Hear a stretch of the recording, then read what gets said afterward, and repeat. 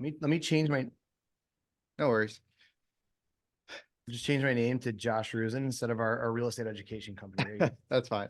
All right, Josh. Can you introduce yourself to the people on the podcast and the people that might be listening right now?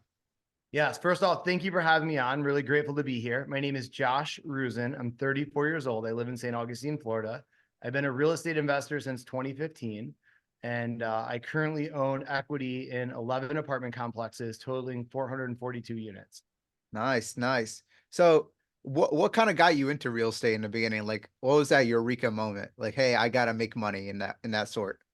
That's awesome. And it was a combination of different moments. However, it really started in eighth grade when I had an aunt who gave me the book Rich Dad Poor Dad. Yeah. And truthfully, at that age, it just kind of planted a seed. I wasn't at an age to really take advantage of it. However, after college, I that same aunt was doing really well in real estate. And I was a failed business owner. I tried launching one and just saw what she was doing. So I decided to give that a try, and it worked. Now, what business did you start before? Yeah. So when I graduated college, I had a biology degree and I was going to go to med school. Didn't end up doing that. And so I thought the home healthcare would be an easy route to go. I didn't have a lot of startup capital. And truthfully, 6 months in, what I would do is I would go to Panera every day. I'd go to Starbucks. And I was like, I'd consider that my office, right? Because I had no money for an office. And I built like business cards, a website, brochure. I had an LLC, a Google Voice number. However, I didn't have any revenue, right? So I had like the shell of a company. I didn't know the difference between activity and accomplishment. And so doing the right steps in the right order to kind of generate revenue. Nice. And what kind of made it fail in a way where you're like, don't like it wasn't gonna go anywhere with this business? Yeah, super great question. So, like I said, I didn't have a lot of financial resources at the time. And 6 months after college, I couldn't defer my student loans anymore. I was living Mm, at home with my parents, and my mom and dad were like, Josh, you got to grow up. This whole entrepreneur thing's like a pipe dream, right? Time to get a job. So I came home one day and there was a sales job that was circled at a lawn care company down the street. And they're like, yo, you got to like get a job or get out. And they were serious. So I took a job, started getting into sales, and then basically realized I didn't know what I was doing with that company. And I had people around me in real estate that I could really learn from. So kind of gravitated towards that and then built my sales skills selling lawn care, if I'm being honest, all at that same time. do you think that sales skills helps you now as an entrepreneur? 100%. And one thing most people don't realize is everything is sales, right? Yeah. So if you have kids, getting your kids to go to bed, or, in real estate, especially, right? If you're talking to an owner to be able to influence them, or a broker, or a property management company, or even employees as you scale. Nice. And a lot of people may have this question. Well, they always ask this question, is college worth it? Well, what is your opinion on that? My opinion's a hard no. I think college degrees are becoming less and less important. I think you can get degrees in careers that you'll never make your money back. And I think that a lot of academia, there's people that are teaching it, but not doing it. So in my mind, if I could do it all over again, I would have found someone who's doing what I want to do and just shadowed them directly on the job. Okay. What advice do you have that for that 18-year-old that's about to go? They don't know what to do. They're like about to go to a trade. They're thinking they're got to go into college. They think about military. What's your best advice for that person before they make any decision? Because at 18, you got to make that decision. Hey, what are you gonna do with your life in a way? Yeah, I agree with you. And first, I think it's getting clear on what you want life to look like. And I don't think there's any wrong answer with that. And then once you're clear on what your dream life looks like, what vehicle are we going to use to get it there? And there are a lot of different vehicles and trades and skills you can have. Obviously, you and I like real estate because it's one that we can control. Like if I said I wanted to be a, NBA player, my chance is probably zero, if we're being Yeah. honest. Where real estate, I have a higher chance if I have the knowledge, systems, tools, and network to do it and then take massive action. So if someone wants to use real estate, I would find what vehicle and lane in real estate. So what asset class you like best, find someone who's doing it at a high level, either pay to play for their time or seek to serve, and then aim to think like them, act like them, and then partner with them and get going in deals. Nice. So, what do you who is the right person to actually get involved in real estate? Do they need to have money? What do they need in order to start real estate? So I don't think they need to have money, right? But what you lack in money, you got to make up for in sweat equity. I think they need a drive. I think they got to be hungry for knowledge, and they got to be okay with delayed gratification. For example, when I scaled up from single family homes to apartment investing, it took me 13 months before I closed on my first deal. If Mhm. I would have gave up at month 6, I would have worked 6 months and had zero to show for it. Zero. So someone that has persistence so they can overcome any obstacle they're up against while they're doing this. Okay. Hey, can you talk about your first deal? How was that? Yeah. First apartment or single family home? Single family home. Let's start from the beginning of that. Okay, so 2015, I bought my first single family home. I bought it with an FHA loan, so first time home buyer loan. And so it was 3.5% down. I purchase price was $102,743. So for about $5,000, I got into that house. And that was my down payment and everything else. And then what I did was, so my mortgage, taxes, and insurance were 707 a month. I moved a buddy from high school in there for 1,200 a month. So Mhm. all of a sudden I was cash flowing just under $500 a month. And because it was a buddy from high school, I didn't need property management. I could trust him and it was a good relationship there. And that really got the wheels going. And then I sold that deal a couple years later for 144. And at the time I only owed 97 on the mortgage. So it was, I almost got like a pretty sizable check that I kept rolling into bigger deals. Nice. And now, how long did it take you to get to your next investment after that first one? Yeah, so that's a great question. And then what I did from there is I went to go work for a real estate investing education company. Mhm. So it was called Fortune Builders for those of you who know them. And I got an income in sales that was pretty good. And so from there, what I started doing is buying turnkey rentals through like Memphis Invest, Jacksonville Wealth Builders. And I think it took me probably 7, 8 months to get to my next one and save that, $30,000 for a down payment. Okay. And well, what was that one? So what is your typical, are you buying turnkeys? Are you mostly doing flips? Are you mostly doing burrs? Like, what is your like niche in a way? Yeah, so let's fast forward to today. I did move to apartment complexes. I like the economies of scale. I like the financing on them, the tax benefits, and a lot there. So what we buy there is B and C class assets. So this is your traditional 70s, 80s, 90s product in B or better areas. So I want the worst apartment in the best neighborhood. Mhm. And we buy ones that are 20% or more below market rent. So some sort of value add, right? So my goal is to force appreciation in these apartments. And how you do that is by increasing the income. And usually, of course, I'm not just the greedy landlord that jacks up the rent. There's deferred maintenance that comes a part of these too, right? It's usually mom and pop owners that are burnt out. They don't know what they're doing. They've owned them for a long time. And what we do is come in and make them clean, modern, affordable spots for tenants to call home and really have pride in calling it home. And of course, we take the rents up to market when we do that as well. Nice. What kind of moved you up from residential to commercial in a way? Okay, so this is a great question. So I was at Fortune Builders and I was making pretty good money. And I was working, let's say 65, $70 a week. And then where I was in my mid 20s at the time. And basically upper management was already set. So there was no room for me to grow within the company that way.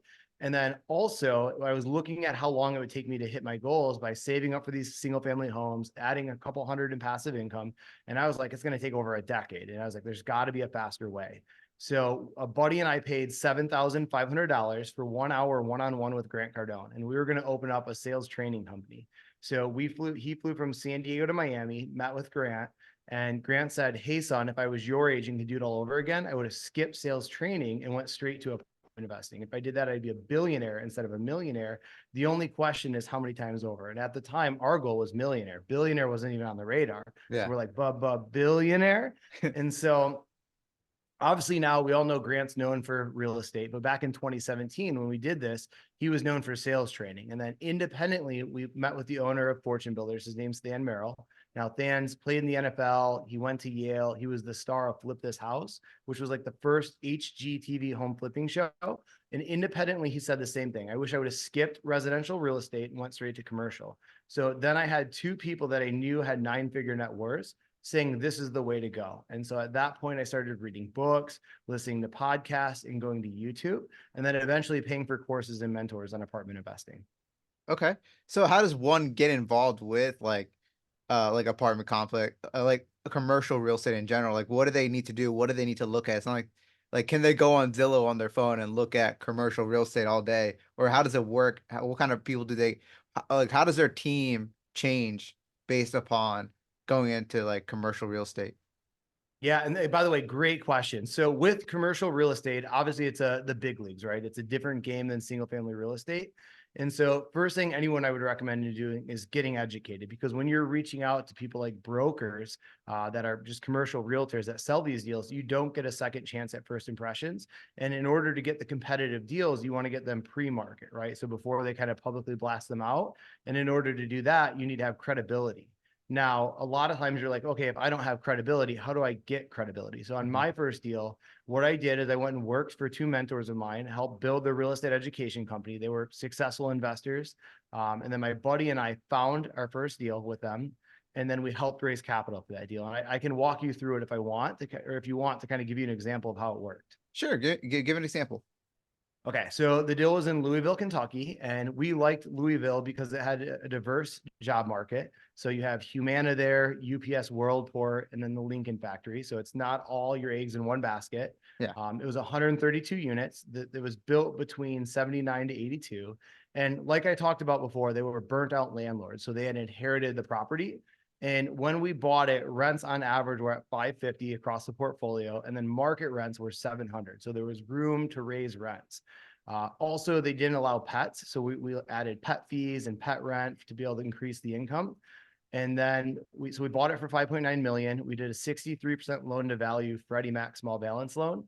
And then we raised 2.7 million from investors. So we syndicated it. And I was able to get a portion of the general partnership for helping find the deal, helping fund the deal. And then I put some of my own money in as a limited partner as well. Nice.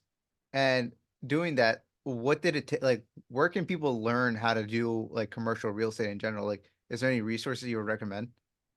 Yeah. So actually, my team and I just put together a free course called Multifamily Launch Academy. Mhm. And if they go to our website and look, there's no sales here. It's absolutely free. There's so much content in there. If they go to multifamilywealthnation.com and then click Academy and enter their information, we'll give it to them for free. Nice. Okay. Well, what can they find in that resource? Okay, so this is really good, right? First, we talk about kind of why we like commercial real estate as an asset, because the biggest thing is you have to believe in this asset class because it is hard and there is a barrier to entry. So it does take time to get there. And then we talk about how to analyze deals, how to find them. So whether it's going direct to seller, if we're going to market, if we're going to pull the data, whether it's from CoStar, LoopNet, Crexy, what sites you're going to pull it from, and then how are we going to market to these people? Is it mailers? Is it text? Are we emailing them? Are we cold calling them? Or with brokers, how do we do it with brokers? Next, we talk about how to fund the deals through whether it's syndication, joint ventures, or you're taking it down yourself.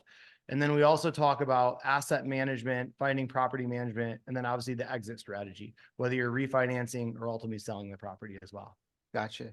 And I wanna play devil advocate here. So let's say this like 25-year-old is like, hey Josh, this sounds all good with apartments, but I don't make that much money and I don't know anybody that can actually get involved with syndications. Like I don't trust that many people. What can I do if I don't have the money and two, I don't have the people to invest with?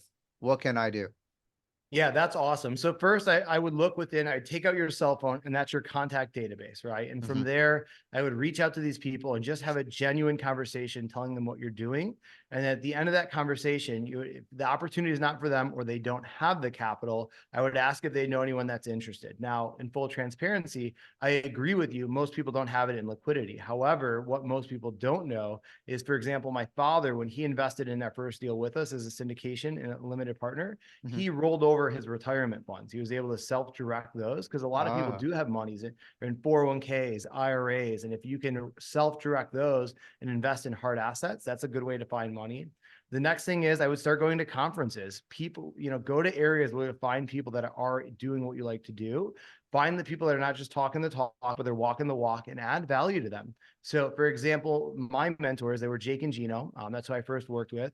I would, when Gino would fly into town, I would pick him up at the airport. I knew his Starbucks order. I knew he liked Pellegrino. I would grab his bag and throw it in the back of my trunk. yeah. So I just literally found any way I could to seek to serve and add value to these people's life. And then while doing so, learning how they did it, asking questions, and being the hardest worker in the room. Mhm.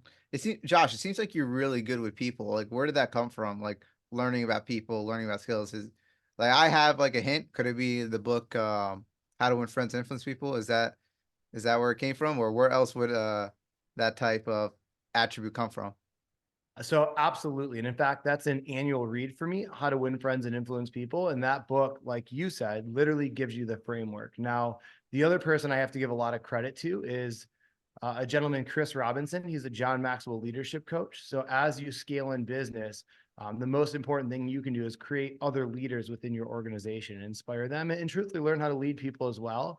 And I had a pretty rough start at it. I was more of a militant leader, and I learned Yeah, quickly that style doesn't last long and isn't the best. And so in order to get coaching from that or getting coaching, it allowed me to see others' takes on how other successful people did it and sort of rip off and duplicate what they did. And then all of a sudden I started getting results like they did. gotcha.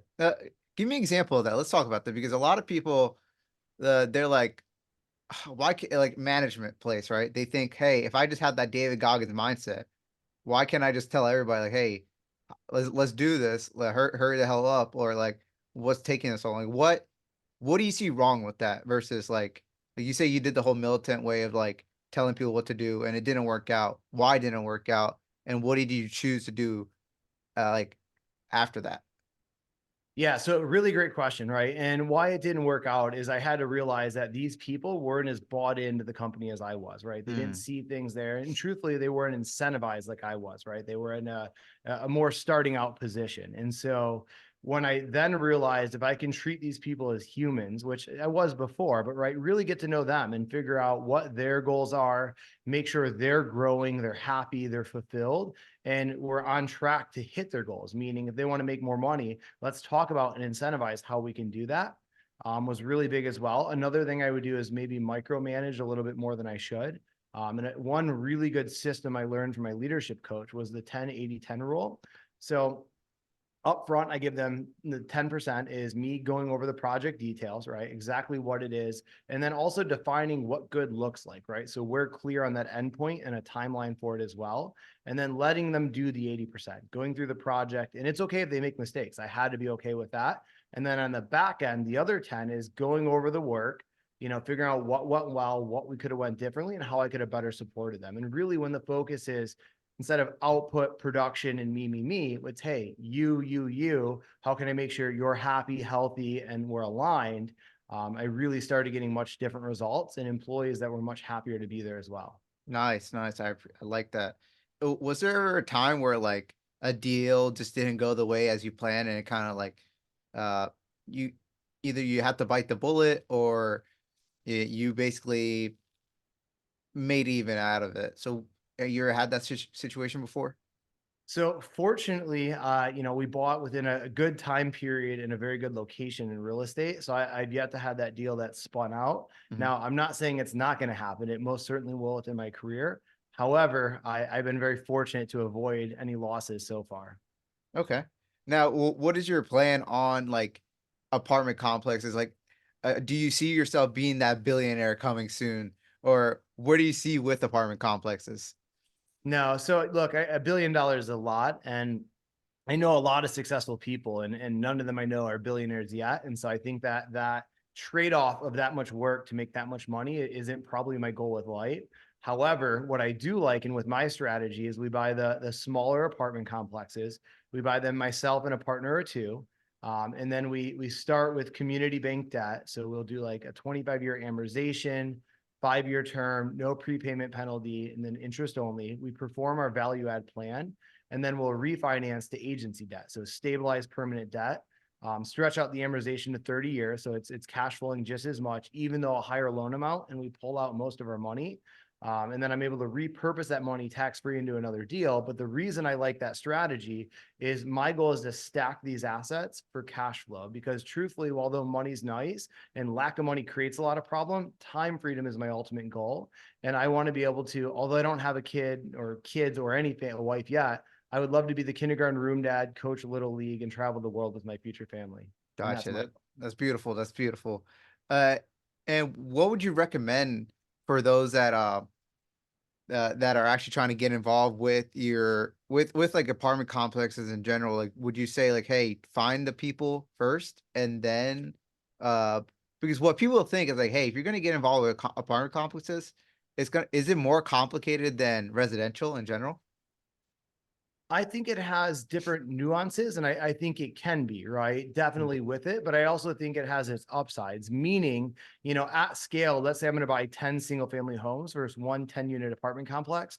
That 10 single family homes is going to be 10 roofs, 10 different layouts, 10 locations, where if I can have 10 homes under one roof, it may have two layouts, right? A 2-bedroom and a 3-bedroom. So it's much simpler.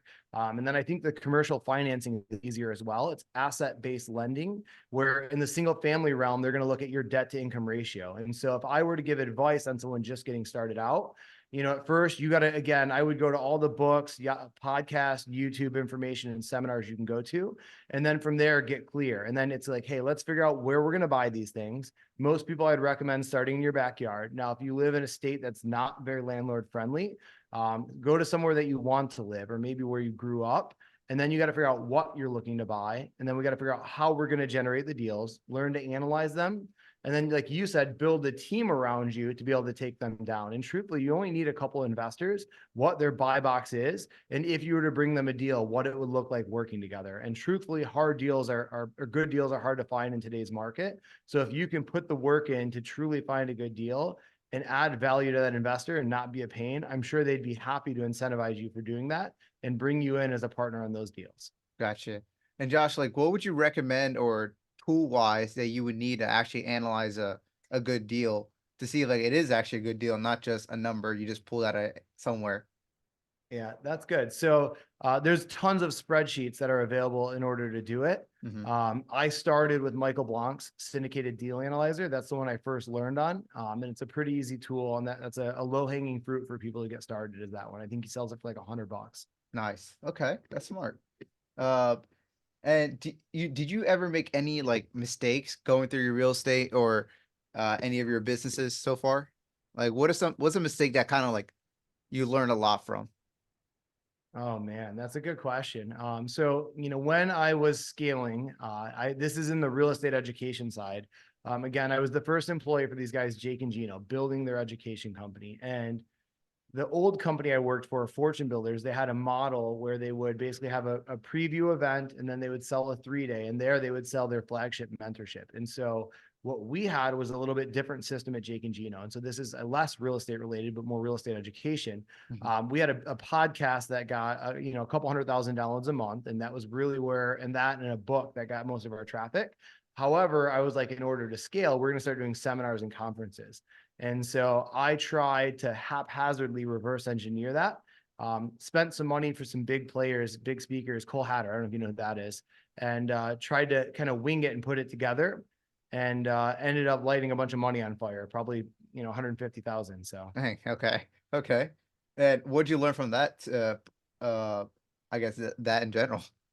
yeah, proper preparation prevents piss poor performance, meaning, if you fail to plan, you plan to fail. And so what I was able to do at that point was I just had a good amount of success going into it. And I think there was a little bit of ego there, seeing working in a machine that was built rather than realizing I built the machine, thinking I could reverse engineer it, meaning at Fortune Builders leveraging their systems. And I think that having a more thought out plan and metrics would probably have got me better results. Nice. Okay. And was there like any like did you ever have like a big fear decision that you had to make? Like you had to jump in there and then it kind of gave you the best outcome? Oh, absolutely. So as you know, in real estate investing, right, you let your capital go to have it go work for you. And Yeah. so as you scale into apartments and you make more money, my theme is I always go broke investing into assets. So I put as much money as I can in these deals. Oh And so Lord. as you're writing checks, for example, that first deal we bought in October of 18, I put 75 grand in as a limited partner. And I bought like an Airbnb a couple months before that. And so that kind of wiped my bank account out. And so watching your bank account go to a couple $1,000s from that in it is always scary, right? Because you're like, oh Yeah. my gosh, the money's gone. It's out, it's working for you, but you could lose it. There's risk. And so you just got to know that's a part of the game. And you got to view your money as almost like an employee, right? Actually, the best employee. It doesn't complain, doesn't take sick days, and it'll work for you 24/7. And so if you can reduce your risk by getting educated. And truthfully, it also maximizes your upside, and recognize that hard assets are pretty safe as long as you know what you're doing. It makes you more comfortable with letting it go, though. Gotcha. Can you speak about that more? Like what are some financial things that I guess people do wrong that you've seen, like that that that doesn't get them to the entrepreneur level. Like they stay as a consumer rather than an entrepreneur. I love it. Rich Dad, Poor Dad 101. Yeah, a lot of people, fear debt, right? We're in debt, to me, is kind of like fire, right? Fire can cook your food and keep you warm, but it can also burn you and hurt you. So debt utilized correctly, meaning with the debt on real estate, my tenants pay for my mortgage and there's a buffer there, right? The income far exceeds what my debt service is. And so that I know even if the occupancy drops a little bit on my apartments, I'm still in an okay spot. So debt, when used for leverage, right? Meaning I borrow money at 5% and I have it working for me at 10. Although it does increase risk, it allows you to go further faster. And so I think that's a misconception. Now, like you said, most people get stuck in the consumer mindset and they max out credit cards to buy things they don't need, liabilities. Gotcha. Do you have like any I guess like a tip that or like in a way, for example, I'll give one. I think credit cards is a good use of using on your business. Not only like people they save up money for vacations, but if they would just use credit cards on their everyday expenses and use that as a debit card, at the end of the year, they'll see that, oh, they have enough points to go on a vacation. They don't got to spend any of the money that they saved up. So Yes. their money, like you said, they're workers and now they're having kids. So now you get to use their now your money's making more money, or in this case, points. So do you have any tips like that? Yeah, absolutely. So and actually I have quite a few I can really share. And these Go are kind ahead. of like the starting point of having, just optimizing your finances. So the first one would be when I have my savings account, I have it in a money market account. And right now their account's paying 5%. So having that money instead of in a checking account that pays nothing, have that working for you at 5%. Sure, it's not going to make you rich, but it helps as a hedge against inflation. And it is some money. Now, as you accumulate more, it can be a considerable number. Second thing, when I first got started, one thing I did that it can be some risk, but ultimately allowed me to go further faster, is with my credit card, I got what's called a concierge check. So in the mail, I'd get these checks with these promotional offer that you could cash the check against the credit card. So draw on your line of credit.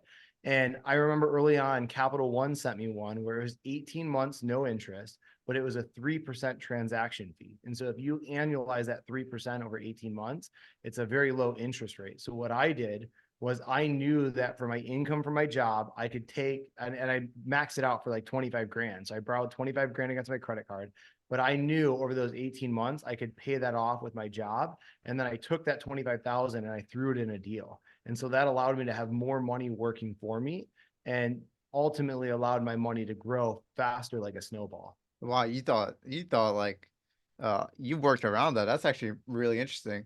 And what was it? That was a concierge check? A concierge check, yeah. So Yeah. a lot of times as you grow your credit score, right? High 700s, low 800s, they want to lend to consumers like you, right? Because you have a high chance of paying it back. Yeah. And so they'll mail you checks like that and these promotional offers that you can take advantage of, which is pretty cool. Nice, nice. I did not know that. That's actually pretty cool. And was there like an important lesson that you learned last year that kind of like, that you're using now? Yeah, that's a really good question. I think my biggest lesson I learned last year is that it's always a good time to buy a deal, right? So I think right now a lot of people are saying, okay, interest rates, they're going to start coming down, but they are high. Here in Florida, insurance rates are through the roof. We keep getting pounded with natural disasters, Mhm. and seller expectations are pretty high as well, right? Because a couple of years ago, when the Fed's fund rate was zero, people are paying crazy prices for these assets, and now that cap rates have increased and valuations have gone down, transaction volume is way down. However, if there's a will, there's a way. So what we started doing was going direct to seller and pulling lists of people, for example, that are, their loan is going to mature in the next year or they've owned it for a decade or longer. And so the lesson learned was I need to adapt, right? And it's all because my systems of through brokers and things like that, my return criteria wasn't getting met on these deals. And so the adaptation was, how do I find these juicy deals by going direct to seller? Nice. Okay. And was that a hard like transition to do, like trying to contact these sellers and everything? It's a learning curve, right? Yeah. Anytime you build a system, it's do, document, and delegate. So for us, right, and when it's something new, I haven't done it before. So there's a lot of factors in there, right? Where do we pull the data from? Ultimately we end up going with CoStar. And then you have decisions like how do you market to them, right? Do you try all the different channels? Do I hire a virtual assistant and have them cold call? Do I just do mailers? Do I do emailing, texting, things like that?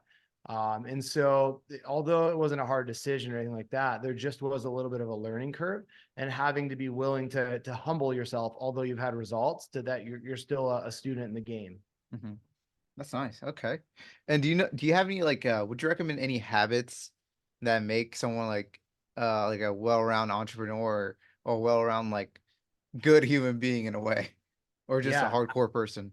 Go ahead. Yeah. So listen, I love this question, by the way. So I think that if you can treat your body like an athlete, I think you're going to get better results and be built better to handle the stress. So for me, what that means is I focus on 8 hours of sleep. So I'm probably in bed like 8.5 because it takes me time to fall asleep. First thing in the morning, I wake up and I chug filtered water with electrolytes. I go get some morning sunlight, little, Andrew Huberman stuff in there, and then I Yeah. go crush the gym. I also cold plunge in sauna, and I think those habits repeated consistently make me more adaptable for stress, gives me better energy to outcompete. And it keeps me healthy, right? Because what's the point of making all the money if you're fat, unhealthy, and you live to 45? Hmm. Okay. That's actually I like that. You treat your body like an athlete. And when did you start doing this, like what kind of made you like think like, hey, I gotta start doing this so I can be better? Yeah, so super great question. In high school, I really got into like bodybuilding and stuff like that.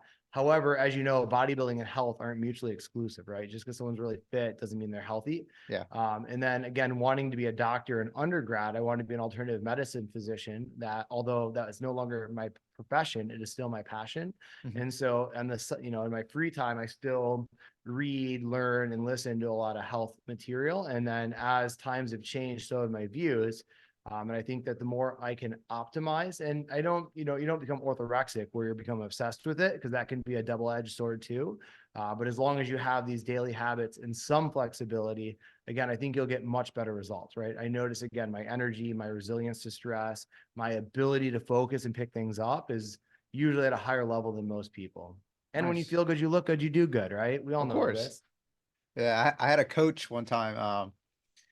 It was a wrestling. I had a wrestling coach. He's a really good coach. Talked about looking good, feeling good, right? Yeah. So those that like if you dress sloppy, if you look at their work area, if you look at their room, it is pretty sloppy. But if you're squared away, your body, your room squared away, your brain is squared away, that means like, hey, everywhere you go, like your work is gonna be efficient because you're not thinking about all the other tasks you have to do because you already done them, right? And they're all organized, they're all uh you have a procedure for everything. Love that. And Yeah, I then love the procedures. yeah, and then so you could tell someone is it's a weird way because if their room is messed up, that means and if they have a lot of tabs open, then they're not really being effective in their work because it's a funny thing because I see this in some of my virtual assistants that I'm like they're stressing out, but I'm like, what are you stressing out about? Like, let's look at your monitor, right? And I see all these tabs that they have up. I'm like, well, first your computer is now your new room. Let's clean that up before you even start anything because your brain is all scattered everywhere. You're stressing too much. Focusing on one thing at a time will actually get you farther. Now, Well, that's uh, a good habit you do right there because one, that's you showing you care about these people, and of two, course, you being an effective leader, right? And when you do that, not only are they better, but they're going to make your company better. So it's truly a win-win. So I really appreciate how you do that. yeah, yeah, I do believe in like good leadership, and I've seen bad leadership, especially being in the military, right? Yeah. Um, there's a lot of bad leadership and there's a lot of great leadership. It's wherever you land in. The bad leadership, they don't really care about the person. They're more we in the military we call them shitbags, meaning that they only care about themselves and they'll get a bunch of appointments. They will put you the basically it's more like leaders eat first if you're a shitty leader. But if you're a great leader, what Simon Sinek would say, like eaters eat last, right? Yeah. Um, so in that moment, you got to think about if you put your people first, they notice that. They notice, hey, this person actually cares about me. This person actually like if you just have those difficult conversations, right? Like for example, like your employee won't stay with you forever, right? They might stay with you for probably like 2 to 5 years, but it's not gonna be a forever thing. But if you understood that and you talked about that and you told them like, hey, let's work on like what do you want? What are your goals and how can we improve that? If your goal is to work in a managerial spot somewhere, let me see if I can help you out with that. And then they'll be thankful. And then later on, you'll see that they developed into a great person. They'll thank you later for it. And it's not about like I always say, like money's everywhere. So you can grab it, whatever. It's just always cycling. And Yeah. if you treat money like uh, I forgot how Rich Dad Poor Dad said it, but if you treat money like it's like some like thing that you got to hold everywhere you go, like it's a scarce item, then you're not gonna make money. It's like if you chase after it, you're not gonna make it. But if you just do something else, like if you focus on a skill, that money's just gonna come behind you. You just got to grab it. But if you focus on the people, like the one thing I don't understand about leaders is that why would you get angry at something that that they done mistakenly, right? There's no malice behind it, and you got to ask yourself, did I properly tell them how to do it? Um, if I didn't properly tell them how to do it, what do they know how to do it? Did I did someone inform them how to do it? Or what was the timeline? Did we plan it? Or the third option is they just want to screw me over. Those are three options. So if you do know how to do it, but you weren't told how to do it, or you weren't told how to like okay, you were told how to do it, but you weren't told um how you want it done. Like if you're a designer, cool. Now you have the skill. This is how I want it done. If someone told you that already, and I gave you the timeline and everything, but you just chose to not do it, you're just trying to shit on me for that. But if you don't know how to do it, it's my job to teach you how to do it. And it all comes with like putting the right person in the right seat. I'm gonna guess that you read the Energy Bus book. Uh, No, but I've heard the reference before though. it's a good book. It's putting the right people in the right spot in your bus in your business. It's a big recommendation for me because you will have vampires in your life and you won't notice them. They could be hard workers, they could be like workaholics in your job, but they could be affecting your other workers and they could be the person that's actually dragging the whole company down. And once you like figure out like, oh, I have a vampire in my business, let me get rid of them. Once you get rid of them, everyone else they're enlightened, and now you see your business 3xing, 5xing, 10xing. How do you identify those vampires? What are characteristics of them? What are characters? Good question. They it's always a typical like they don't understand people values in a way. It's always a bad leadership type, right? So if I, for example, let's say I am an owner of mm, Apple, right? If I'm the owner of Apple and I have all these stores around, but the manager of each store is being a like being an asshole to like all of his workers, I understand why is my like hire rate so low, or why are people dropping out so fast at that area? I asked the managers that, and now they're like, oh, I don't know, they're just bad workers. Okay, but if I got rid of you and I put a different person of manager in your position, will they do better? That's how you identify like, hey, are they good with people? That's one. Two, do they have any incentives to the workplace, right? Are they motivated to be there? If they're not, okay, people that are beginning out, sure, they just got here, give them a couple months. If they can't figure it out, they're not still motivated, they come here stressed, like they're dragging everybody else down because guess what? Energy is something, it's like almost like a flu. Energy is like a flu. So if you have bad energy, you're gonna get me bad energy. Sorry, but that's how it works.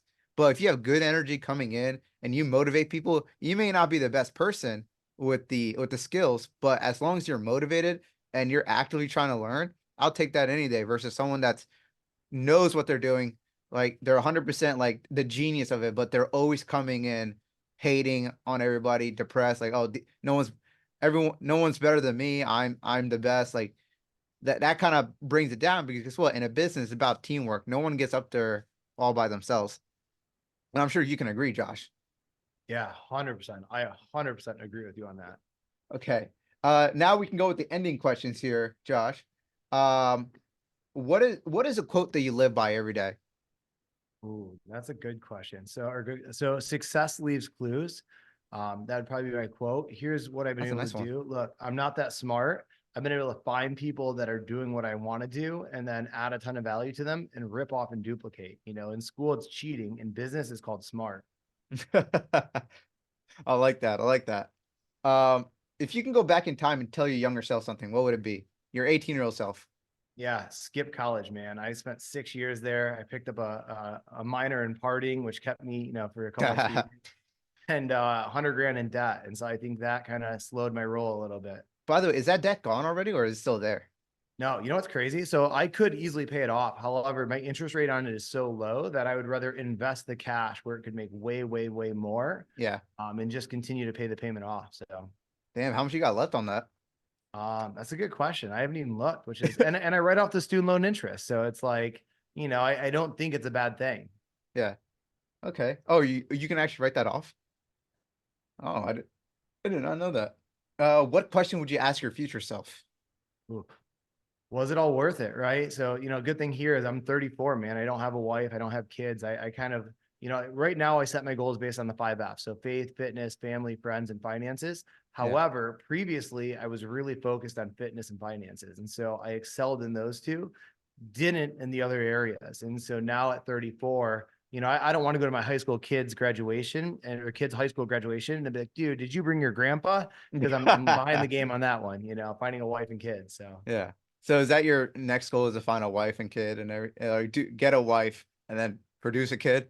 yeah, start looking, man. But it's tough, right? As you know, as you scale into more success, it's like, do they like you or do they like what you can provide, Yeah. right? And it's hard to differentiate the two. Gotcha. And I'm guessing like is your parents or family member like, hey, I think you're getting to that age now. Or do they try to like say that? Man, listen, I love it. My mom called me the other day, and my high school sweetheart is now married with a couple kids. And she called me crying, asked when I was going to give her grandkids because she saw a picture of my high school sweetheart with kids. Yeah. And I'm like, whoa, mom, whoa, relax. What happened? It was, I'll get there. Don't worry. Good Yeah. things take time. Of course, of course. Oh man. Because I always have that same scenario too with my family. They're always like, "Oh, you should be getting married soon. What's going on?" Like we got married at 18. I'm like, "Well, that's a different era for you." Like 100%. I couldn't fathom being married at 18. I bet they had you pretty young too, right? yeah, they did. And that's what and I'm glad that they have me pretty young. But the thing is like you also got to deal with it too. You got to deal with a 20-year-old mom, a 20-year-old dad. Imagine like you're growing up in their 20s. So Yeah. it's like and that time is also like they don't even know themselves either. They just got Agreed. married. Yeah, it's a And lot, right? yeah, man, it's a lot of it's a lot of trial and error, I would say. Uh and what do you think the secret sauce is into becoming very successful? Ooh. So I think it's consistency. And I believe consistency trumps intensity, meaning if you can just show up day in and day out, put in the work, you'll learn, you'll figure it out. And I think the other thing is, rather than learning from the school of hard knocks, learn from the school of applied knowledge, right? Almost anything you want to do, someone's done before. And if you can, like I said, rip off and duplicate what they did, hopefully the results will follow as well and in shorter time. Nice, nice. And what books would you recommend for the people, like whether it's situational, personal life, like things that helped you out a lot? Okay, so some of my favorite books are one is 12 Pillars by Jim Rohn. Jim Rohn, as you know, is a motivational speaker Yeah. and it's a story, but it really kind of tells how to live a well-balanced life. So it's an annual read. Think and Grow Rich as well. And I think that one's been super influential. Rich Dad, Poor Dad, and then How to Win Friends and Influence People. I would say those are probably my top four. Nice, nice. They're good books too. Um, is there anything that you would like to tell your parents, right, if they were listening to this podcast? Oh man, thank you for never giving up on me. Look, there were some days in when I was younger that I had to learn through the school of hard knocks, and I rebelled as they were pretty strict. And even through it all, they stayed with me, and getting in trouble and various things like that. Yeah. I'm just grateful for them for continuing to believe in me, because truthfully, I wouldn't be where I'm at without them, and I could have strayed way far off the path, and who knows where I'd be then if I didn't have them. So thank you for never giving up on me. Nice, nice. Hopefully they listen to this. And I'll how share it with can them. people reach out to you, and what value can they give back to you? Ooh, so great question on that. My email, actually, I'll just give them our website, and there's plenty of contact forms on there. So multifamilywealthnation.com. Hmm. And I think the biggest value they could do is create success and then figure out the game and bring a deal and let's partner. So what I would recommend is we have literally a free course that is quite a few hours of content that teaches the A through Z of multifamily. Get the course, go through it, implement it, right? Because knowledge without implementation does nothing. And after you've done a deal, let me know, and we'd be super excited to hear about that. Nice, nice. Hopefully people reach out to you about this, and yeah, look up if everybody can, just look up the course and uh gain the knowledge of, like, if you want to go to multifamily and commercial real estate. I think that's a good way of reaching out and like gaining information and actually communicating with you guys. But yeah, it's nice having you here, Josh, and thank you for coming on. Yeah, thank you so much for the opportunity. No problem.